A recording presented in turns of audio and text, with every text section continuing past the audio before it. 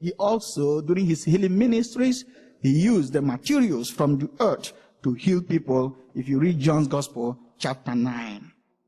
There is one thing that we can see in Jesus and ought to be seen in us. The attitude of Jesus towards created things was that of appreciation and recognition. Appreciating that the created things all came from God. Just as our first speaker indicated, it doesn't belong to us. You appreciate something given to you, and at the same time, you recognize that those things are from God, and you can make effort to give others opportunity to share the same gifts. In Romans chapter 1 verse 20, God's power is visible through created things. We can see that.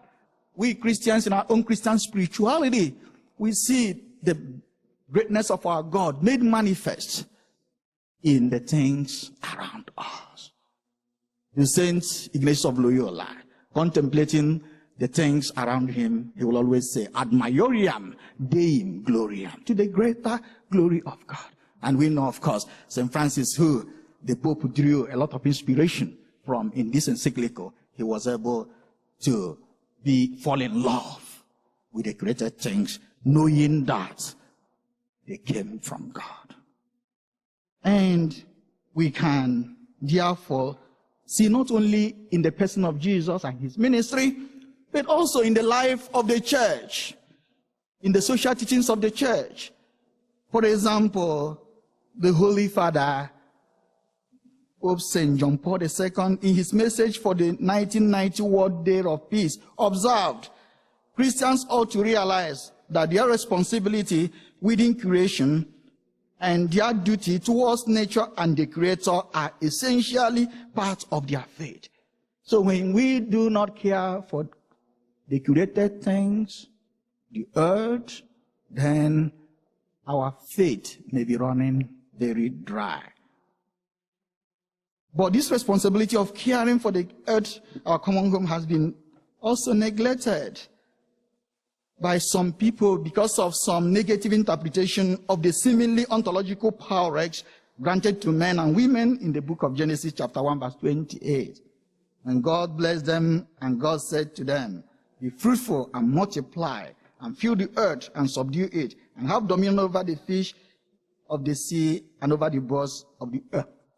Some people use the paradigm of domination. That's what we are seeing in our postmodern world. We dominate the earth instead of tilling the earth, instead of making the earth to give us what the Lord has meant the earth for, or cultivating it, or recreating it, or making it more beautiful. There is this tendency to dominate the earth. Some Christians understand this creation stories of Genesis to imply that human beings have been, or to have, an overriding dominion over the earth and can use the earth for their pleasure without tending it, as I have already said, or creating it or recreating it. There is also a danger in our own Christian faith, a danger in apocalyptic forms of Christianity, of devaluing creation, believing that this world will ultimately be destroyed.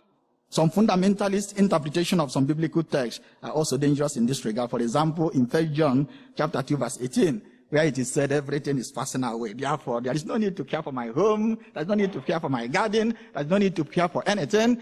Everything is going away. Paul said in Philippians chapter 3 verse 20, our homeland is in heaven. Therefore, a very fundamentalistic interpretation of the text like this may cause a lot of disinterestedness in caring for what we are supposed to care about.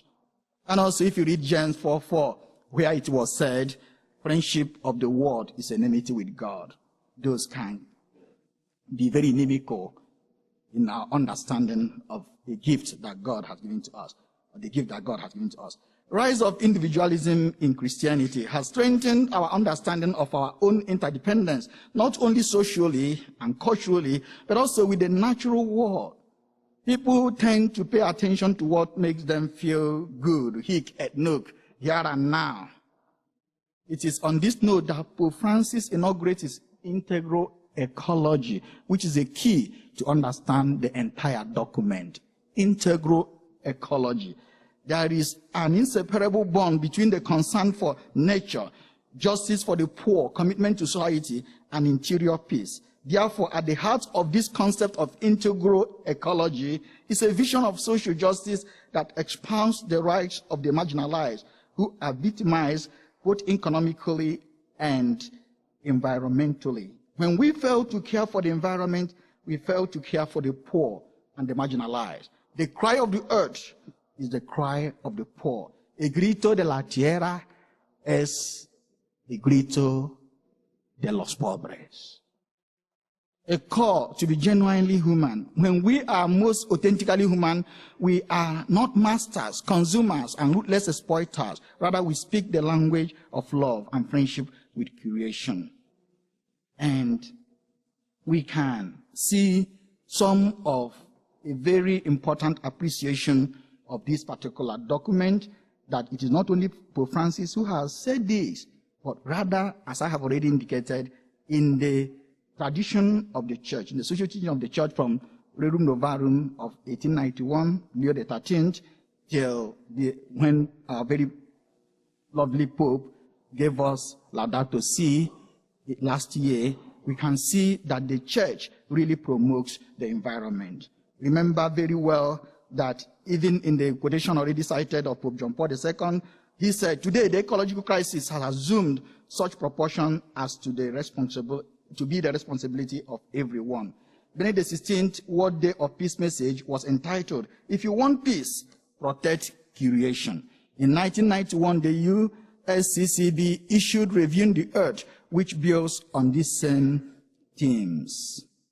And if you ask me, how do I find this document? I find Laudato Si as very interesting.